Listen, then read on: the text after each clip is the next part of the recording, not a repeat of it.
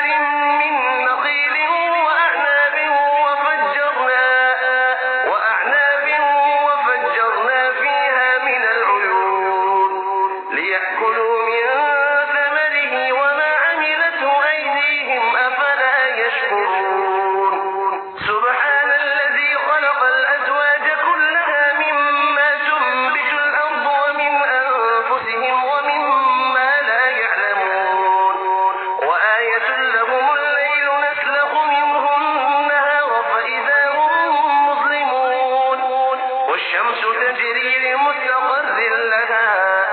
ذلك تقدير العزيز العليم والقمر قدرناه منازل حتى عاد كالعرجون القديم لا الشمس ينبغي لها أن تدرك القمر ولا الليل سابق النهار وكل في فلك يسبحون وآية لهم أنا حملنا ذريتهم في الفلك المشحون وخلقنا لهم من مثله ما يركبون وإن نشأ نغرقهم فلا صريخ لهم ولا هم ينقذون إلا رحمة منا ومتاعا إلى حين وإذا قيل لهم اتقوا ما بين أيديكم وما خلفكم لعلكم ترحمون وما تأتيهم من آية من آيات ربهم إلا كانوا عنها معرضين وإذا قيل لهم أنفقوا مما رزقكم الله قال الذين كفروا للذين آمنوا أنطعم من لو يشاء الله أطعمه إن أنتم إلا في ضلال مبين ويقولون متى هذا الوعد إن كنتم صادقين ما ينظرون إلا صيحة واحدة تأخذهم وهم يخصمون فلا يستطيعون توصية ولا إلى أهلهم يرجعون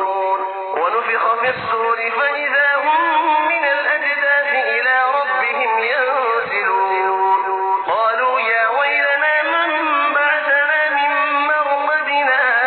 هذا ما وعد الرحمن وصدق المرسلون إن كانت إلا صيحة واحدة فإذا هم جميع لدينا محضرون فاليوم لا تظلم نفس شيئا ولا تجزون إلا ما كنتم تعملون إن أصحاب الجنة اليوم في شغل فاكهون هم وأزواجهم في ظلال على الأرائك متكئون لهم فيها فاكهة ولهم ما يدعون سلام قولا من رب رحيم وامتازوا اليوم أيها المجرمون ألم أعهد إليكم يا بني آدم ألا تعبدوا الشيطان إنه لكم عدو مبين وأن اعبدوني هذا صراط مستقيم ولقد أضل منكم جبلا كثيرا أفلم تكونوا تعقلون هذه جهنم التي كنتم توعدون اصلوها اليوم بما كنتم تكفرون اليوم نختم على أفواههم وتكلمنا أيديهم وتشهد أرجلهم بما كانوا يكسبون ولو نشاء لطمسنا على أعينهم فاستبقوا الصراط فأنى يبصرون ولو نشاء لمسخناهم على مكانتهم فما استطاعوا مضيا ولا يرجعون ومن نعمره ننكسه في الخلق أفلا يعقلون وما علمناه الشعر وما ينبغي له إن هو إلا ذكر وقرآن مبين لينذر من كان حيا ويحيى